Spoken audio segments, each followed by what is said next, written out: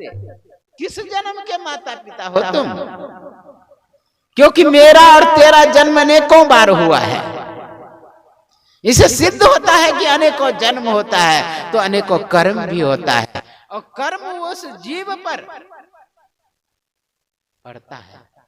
उसी के लिए यदि उस संस्कार को आप झाड़ देते हैं, उस संस्कार को हटा देते हैं, उस संस्कार का निवारण कर देते हैं, तो वह शुद्ध और पवित्र जीव हो जाता है।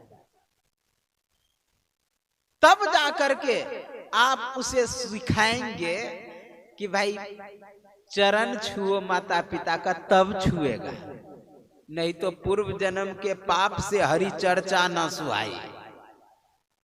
पूर्व जन्म के पाप से, अर्थात पूर्व जन्म का अगर पाप है तो आप बार बार कहेंगे अरे सत्संग में बैठो, वो नहीं बैठेगा। लाख आप समझा दीजिए, क्योंकि उसका नींव कमजोर है। इसलिए नींव मजबूत पूर्व जन्म से होता है, नींव कमजोर है, इसलिए वह बैठना नहीं चाहता है सत्संग में। वही नाच गान में बैठने के लिए कहिए तुरंत बैठ जाएगा, क्योंकि इंद्रियों को बहिर्मुख बनाया है। इसीलिए सत्संग में नहीं बैठता है। सत्संग में बैठ जाएंगे तब तो परिवर्तन होगा, बदलाव होगा। क्योंकि बार बार कोई चीज कहने के बाद,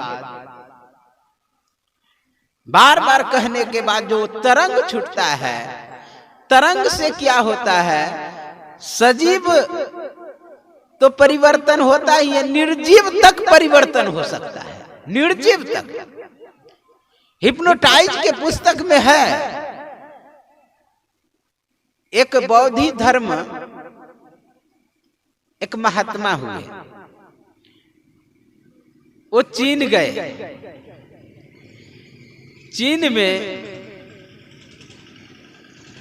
वो जब गए तो जो जहां पर रह रहे थे वहां पर उस गांव में कोई दूसरा राजा आक्रमण किया, लेकिन उसको रक्षा करना धर्म बनता था। ये हिप्नोटाइज जानते थे। वो क्या किए, जैसे कि ईंट रखा हुआ है, केवल ऐसे करे ईंट को, ईंट सब उड़ने लगे, उसको उड़ा करके मार गया। मतलब हिप्नोटाइज, सम्मोहित जिसको कहते हैं।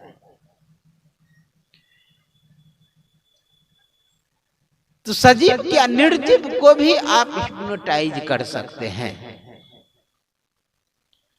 इसलिए जो सजीव बैठेंगे, जीव बैठेंगे, अर्थात पुत्र या पुत्री बैठेंगे सत्संग में, निश्चित रूप से उसका परिवर्तन होगा। इसलिए हमें चाहिए कि पूर्व का अगर संस्कार ठीक है तो निश्चित रूप से वह सत्संग में बैठेंगे। अगर नहीं है तो वह नहीं बैठना चाहेगा, लाख प्रयास करेंगे। बाहर में आप मकान को बहुत ठीक ढंग से कर लीजिए, 5 मंजिल चढ़ा लीजिए, अगर नींव कमजोर रहेगा तो वह ढह जाएगा। वर्क सोने की लगा है गोबर की मिठाई पे। इसलिए हमें चाहिए कि नींव को मजबूत करें। हाँ, पूर्व का अगर अच्छा संस्कार है तो निश्चित रूप से वो कहीं भी चला जाएगा, किसी स्थिति में रहेगा। आप लोग जानते हैं, ऊंच नीच घर जन्म लेता हूं संतों के संग। चाहे मछली में चला जाए तो मच्छंदर बन सकता है, गोबर में चला जाए तो गौरख बन सकता है, और गाय में घुस जाए तो गोकर्ण बन सकता है, और मिट्टी में भी घुस जाए तो करभंजन नाथ बन सकता है। आप गोकर्ण का कथा सुने हैं, वो महात्मा का दिया हुआ आशीर्वाद था। गौ में भी जाकर के अपना अस्तित्व पर रखा, लेकिन वही धुंधकारी मनुष्य के अंदर जाकर के भी अपना अस्तित्व खो दिया। चोर लुटेरा वेश्यागामी बन गया मनुष्य में जाकर, लेकिन गौ में जाकर के भी गोकर्ण साधु स्वभाव हुआ।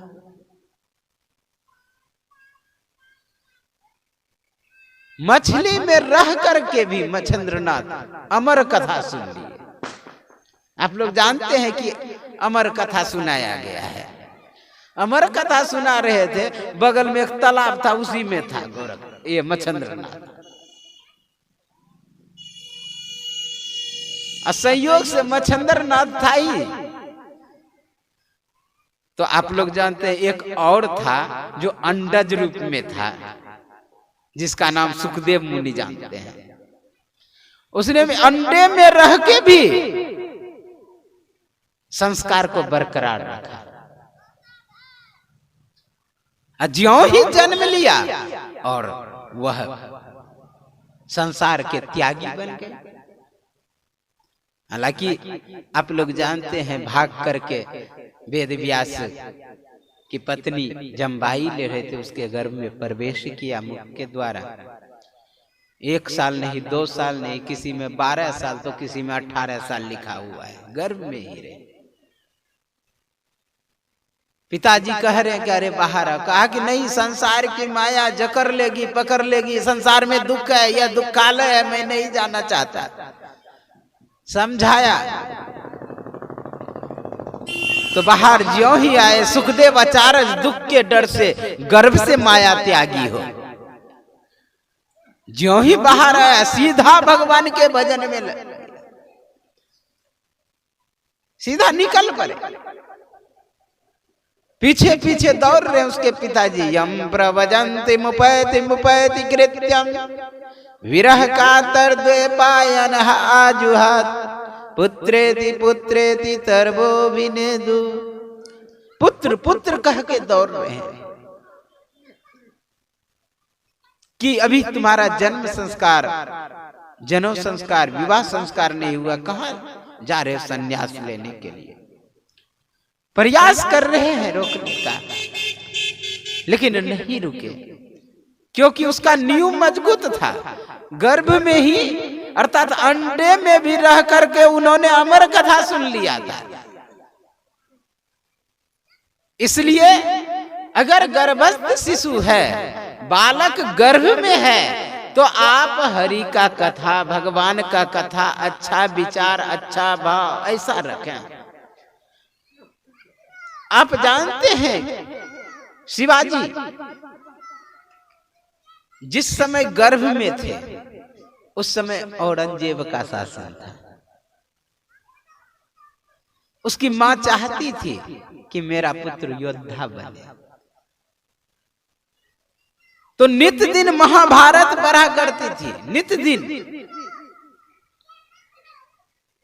नित दिन महाभारत पढ़ती थी। और जन्म लेने के बाद भी एक दिन रख करके बच्चे को कहीं गई हुई थी, रोने लगे बच्चे शिवाजी।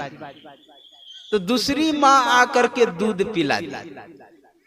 आकर के कहती है शिवाजी की माँ, क्यों तूने दूध पिलाई मेरे बच्चे को? कहा कि इसलिए कि आपके बच्चे रो रहे। कहा मर तो नहीं जाता मेरा बच्चा? तुम्हारे दूध के कारण मेरे बच्चे को हार का मुख देखना पड़ेगा। मैं दूध ही नहीं पिलाती हूं, महाभारत का एक एक प्रसंग पिलाती हूं। इसलिए गर्भ में अगर शिशु पल रहा है तो माता को सजग रहना चाहिए। सावधानी हटी दुर्घटना घटी, इसलिए सावधान रहना चाहिए। पिता का भी संस्कार आता है, ऐसा नहीं कि केवल माता का ही, माता पिता दोनों का। और वहां पर ही नहीं, दादा दादी का भी आ जाता है, अब उधर से नाना नानी का भी आ जाता है, अब उससे भी आगे का थोड़ा बंटवारा है, लिखा हुआ एक पुस्तक में मैं पढ़ा। नहीं तो पुरानी कहावत याद कर ली, पातम पुत बरातम घोरा नहीं कुछ थोरम थोरा, थोड़ा थोड़ा निश्चित दादा दादी का भी, परदादा दादी का भी, उस सबका संस्कार आता है। इसलिए जब जागा तभी सवेरा, जब हम सचेत हो जाए उसी समय से भगवान का भक्ति करना शुरू कर दे, तो आपका जो आगे का फोटो कॉपी होगा वो सही होगा। नहीं तो मूल कॉपी गड़बड़ ना करे। मूल कॉपी में यदि गड़बड़ किए तो फोटो कॉपी गड़बड़।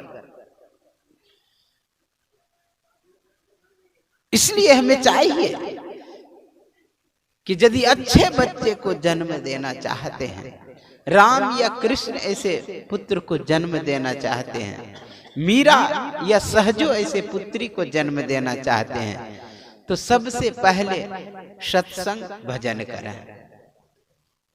क्योंकि आप लोग जानते हैं भगवान राम जब जन्म लिए तो उनके माता पिता पहले तप किए हैं। कश्यप अदिति महातप किन्नी अतिन कह मैं पूरब बरदिन्नी। कश्यप अदिति घोर तप किया, भजन किया, भक्ति किया। अच्छा, आप जानते हैं भगवान राम यानी शुद्ध है, पवित्र है, तो गंदे के यहाँ तो नहीं जाएंगे। अच्छा व्यक्ति अच्छे के यहाँ जाता है। सूचे भारे साचु समावे बिरले सुचाचारी, अतंतों को प्रमतंत मिलाइया नानक शरण तुम्हारी। शुद्ध बर्तन में ही शुद्ध वस्तु डाला जाता है। अगर आपका हृदय पवित्र है, शुद्ध है, तो शुद्ध व्यक्ति आएंगे। आप ऑफिस के बाबू को किसी गंदे जगह पर कहिएगा बैठने के लिए तो नहीं बैठेगा, लेकिन गंदे व्यक्ति को कहेंगे बैठने के लिए तुरंत बैठ जाएगा। दिल का हुजरा साफ कर जाना को आने के लिए, ध्यान गैरों का उठा उसको बिठाने के लिए। कोयले के खान में काम करने वाले को कहेंगे कोयले के ढेर पर बैठने के लिए तो तुरंत बैठ जाएगा, इधर उधर देखेगा नहीं। लेकिन वही ऑफिस के बाबू को कहेंगे बैठने के लिए तो थोड़ा देखेगा, पता नहीं बिछावन ठीक है कि नहीं है। उसी तरह अगर चाहते हैं कि राम या कृष्ण ऐसे पुत्र जन्म ले, तो पहले हमें तप करना होगा। तप से क्या होता है? पवित्र होता है लोग। भजन से क्या होता है? पवित्र होता है, शुद्ध होता है। आप लोग सुने होंगे गुरुदेव के वाणी में, अति पावन गुरु मंत्र मन ही मन जाप जप, यानी पावन यानी पवित्र कर देता है मंत्र, शुद्ध कर देता है। शुद्ध अगर हो गया तभी जाके उसके यहाँ राम ऐसे पुत्र। कहीं भी आप सृष्टि के विषय में सुनेंगे तो पहले तप करने की बात निश्चित आया है। आप लोग सुने हैं ना, तप बल रचई प्रपंच विधाता। विधाता कहते हैं ब्रह्मा को, सृष्टि करता। तो बिना तप का उसने सृष्टि करना प्रारंभ नहीं किया, लेकिन आजकल बिना तप किए सृष्टि करना मौज में आकर के शुरू कर देते हैं, इसलिए गड़बड़ होता है। तप किए, भजन किए, पहले अपना बर्तन धो लें, उसके बाद शुद्ध चीज डालें उसमें, अपना पहले पवित्र हो जाए। आप जानते हैं कर्दम ऋषि थे, कर्दम ऋषि को आदेश दिया कि तू तप करो। 10,000 वर्ष तक तप किया, 10,000 वर्ष। तब मनु और शत्रुपा अपनी पुत्री देवहूति को लेकर के उसके हाथ में सपुर्द किए। अब फिर भजन में लग गया। अब भजन में अगर लग गया, जब भजनानंदी भजन किया हुआ उसका समाप्त हो गया, तब कहा कि पुत्रेच्छा है, पुत्रेष्णा है। तो क्या जानते हैं, 9 पुत्री हुई, उसी में एक अनुसुईया और कपिल मुनि का जन्म हुआ। विचार करिए, पहले तप किया, भजन किया। और आप प्रसंग सुने होंगे दक्ष के विषय में। दक्ष के 10,000 पुत्र, उसने यह नहीं कहा कि सीधा शादी विवाह करके तुम सृष्टि करो, पहले कहा तप करो जाकर के। 10,000 पुत्रों को तप करने के लिए भेज दिया। वो तो भाग में किधर से महात्मा जी आ गए, नारद, अरे क्या तुम सृष्टि करने के लिए ये तप कर रहे हो, बाबाजी बन जाओ। बाबाजी बना दिया सबको। दक्ष गुस्सा आया, फिर 1,000 पुत्र को उत्पन्न किया, उसे भी बाबाजी बना दिया। फिर पुत्री को उत्पन्न किया, फिर आए थे नारद बाबा, तब जाकर के साप दिया नारद को, अहो असाधु साधु नाम साधु लिंगन गम्यते। साधु का वेश धारण किया, असाधु वाला काम करते, मेरे भोले वाले पुत्रों को महात्मा भिक्षा मार्ग प्रदर्शते, अर्थात भिक्षा मार्ग दिखाते हो। मैं तुम्हें साप देता हूं कि पल भर से तुम अधिक कहीं नहीं ठहर पाएगा। वो तो और हरि नाम संकीर्तन करते हुए भागे, कहा कि बल ने साधु जन रमता भला। तो तप करने के लिए पहले कहता है, तब सृष्टि। तो सृष्टि जब तक हम तप नहीं करेंगे तब तक अच्छा सृष्टि नहीं होगा। आप चाहते हैं एक यदि पूर्व से संस्कार आया है, तो अभी सुन रहे थे कोहल मुनि का पुत्र जिसका नाम अष्टावक्र। अष्टावक्र माता पिता संस्कार नहीं दिए हैं, वो जानते हैं, वो अपना स्वयं संस्कार लेकर के आए हैं, अपना निज कमाई जो किया है, धर्मानुगच्छति जीव्य का निज जो कमाई किया है वह लेकर के। क्योंकि अगर पिताजी ही गलती पर रहे तो पुत्र कैसे सही सीख लिया। गलत यदि आप पढ़ाते हैं तो गलत बच्चा सीखेगा, गलत पिताजी ही पढ़ रहे हैं, इसका मतलब उसे पढ़ाया नहीं है पिताजी ने, अभी गर्भ में ही है, वो पूर्व जन्म का संस्कार लेकर के आया है। हाँ, होता क्या है, अगर कोई पढ़ते पढ़ते सद्ज्ञान उपार्जन करते करते मर गया, योग भ्रष्ट अभिजायते, योग में प्रतिष्ठित है, किसी कारण गिर गया, उसके बाद अथवा योगी नाम अपी, योगियों के घर में जन्म लेगा, श्रीमताम गेहे, श्रीमान के घर में जन्म लेगा। वही हुआ है यह अष्टावक्र कि बंदी ऐसे शास्त्रज्ञ को भी हरा दिया। आप लोग सुने होंगे, जबकि राजा जनक ने अष्टावक्र को लेकर के सभा में आए तो पूरा सभा हंसने लगा जोर से। जब गद्दी पर बैठा है तो हंसने लगा, तो यह भी ठहाका मार के हंस, कहा कि अरे क्यों हंसे? कहा कि पहले मैं हंसाऊंगी, पहले आप लोग हंसे हैं। कहा पहले तो हम ही लोग हंसे। कहा तो आप बतावा कि पहले आप क्यों हंसे हैं? कहा कि मैं तो सोचा कि ये जो राजा दक्ष है न बूढ़े हो गए, इसका चौवन्नी खिसक गया है, ये पागल हो गए हैं, ये दूसरे पागल को कहां से ला करके, टेढ़ा मेढ़ा था शरीर, देखने में अच्छा नहीं, कुरूप था, तो इसे कहां से बैठा दिया? तो कहा मैं तो सुन रखा था कि राजा जनक के दरबार में बड़े बड़े कवि कोविद पंडित रहते हैं, लेकिन यहाँ तो सब हाँ चमा। कार्य कैसे कर? गुस्सा तो लगेगा ही, यदि कह दे ऐसा बात वैसे विद्वानों को, जब कह दिया चमार तो गुस्सा लगा। कहा कैसे बोल दिया? कहा कि सुनो हाँ या ना में जवाब देना। नदी टेढ़ी मेरी होती है, क्या जल भी टेढ़ा मेरा होता है? कहा कि नहीं। कहा गाय काली गोरी चितकबरी होती है, क्या दूध भी काली गोरी चितकबरी होता है? कहा कि नहीं। कहा गन्ना टेढ़ा मेरा होता है, क्या रस भी टेढ़ा मेरा होता है? कहा कि नहीं। कहा कि शरीर टेढ़ा मेरा होता है, कि आत्मा भी टेढ़ी मेरी होती? कहा नहीं। का तो शरीर को पहचानने वाले, चमड़े को पहचानने वाला होता कौन है? अब चुप। कहने का भाव आत्म में प्रतिष्ठित बंदी ऐसे शास्त्रज्ञ को हराए।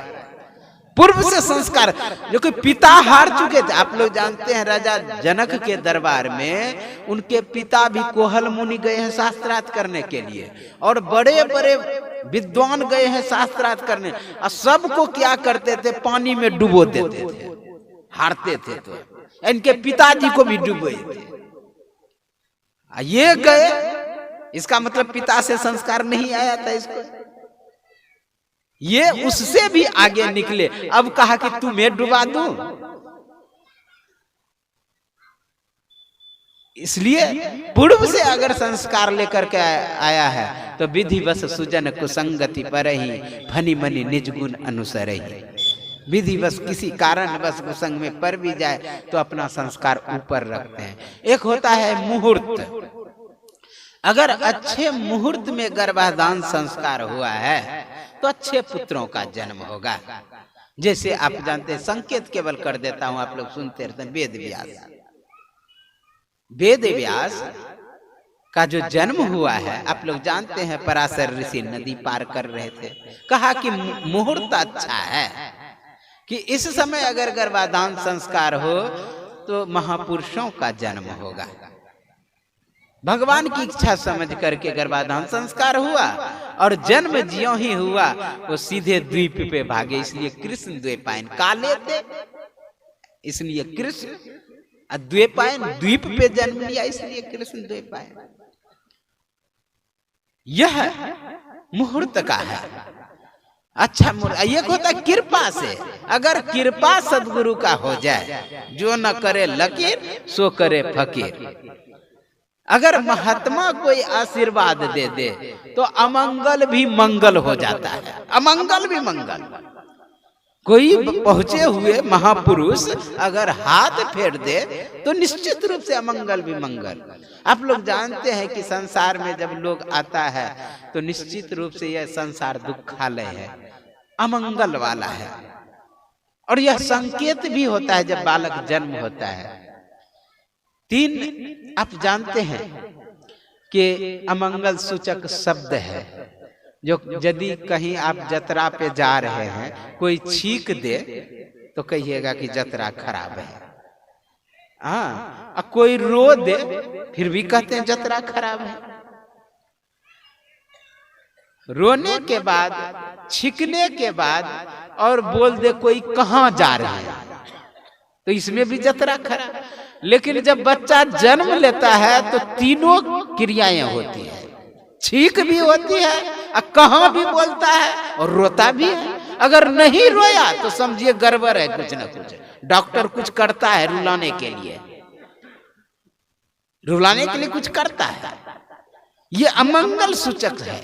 लेकिन मंगल हो सकता है अगर गुरु के सानिध्य में चला जाए।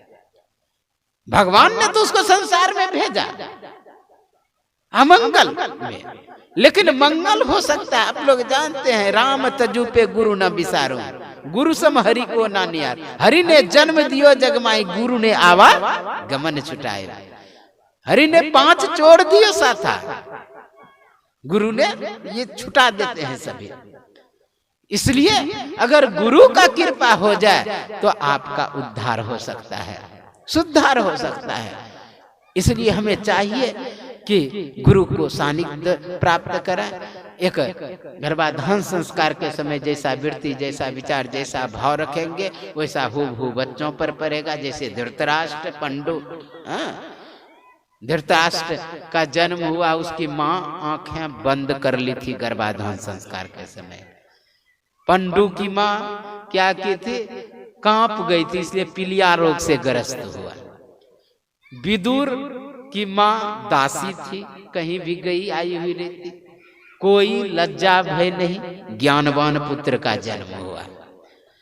इसलिए हम जैसा वृत्ति, जैसा विचार, जैसा भाव रखेंगे वैसा ही पुत्रों का जन्म होगा।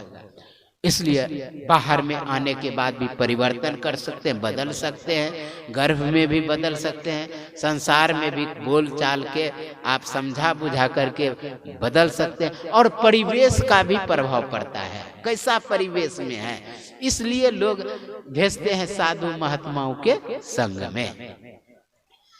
आप कहते अरे गलत संगत पर गया है, हाँ, गलत संगत में हो करके गलत का संग हो जाता है। इसलिए सही के संगत था। परिवेश, कैसे परिवेश में रह रहे हैं, अगर अच्छा परिवेश में रह रहे, गांव में अगर बच्चे पढ़े लिखे नहीं है, उतना खेलने धूपने में समय बिताता है, तो वो भी बच्चा खेलने धूपने में समय बिताएंगे। आप कॉन्वेंट या कहीं भर्ती कर देते हैं तो वहां का संस्कार जो है वह बढ़ जाता है, तो परिवेश का भी बढ़ता है।